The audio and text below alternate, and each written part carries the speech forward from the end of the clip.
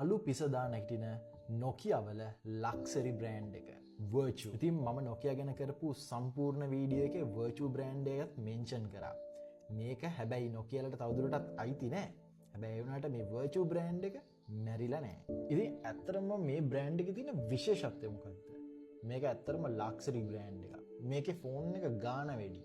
ඒ කියන්නේ $5000 වගේ වෙනවා මේ එක ෆෝන් එකක්.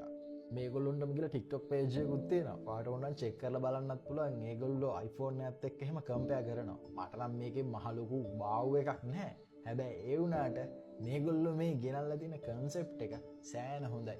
ඇත්තටම කිව්වොත් මේ ෆෝන් එකට sales උත් තියෙනවා. හැබැයි මම මේ ෆෝන් එකේ දකිනවා එකම එක පට්ට වැඩක්. ඒ තමයි මේකේ concierge service එක. ඒ කියන්නේ ඔයාට private butler කෙනෙක් ඉන්නවා. ඔව් මේක AI එකක් නෙමෙයි. මේක AI mix වෙන්න පුළුවන්. හැබැයි AI එකක් නෙමෙයි. මේකට ඇත්තටම මිනිස්සෙක් මේ ෆෝන් එක ඔයා ගත්තාන් පස්සේ ඔයාට උදව් කරන්න ඉන්නවා. උදාහරණයක් විදිහට ගත්තොත් ඔයාට ප්ලේන් එකක් බුක් කරන්න, නැත්නම් හොටෙල් එකක් බුක් කරන්න, නැත්නම් මොනවා හැමරි දෙයක් ගන්න වගේ ඕනේ නම් ඔයාට පුළුවන් මේ private butlerට immediate access ගන්න. ඉතින් මේ ෆෝන් එක buy කරන කෙනාට එන මේක privilege එකක්. ඉතින් ඒ අරුණම ගත්තාම මේක Android ෆෝන් එකක්. මේ බ්‍රෑන්ඩ් එකේ ඇත්ත අයිතිකාරයව වෙන්නේ Nubia.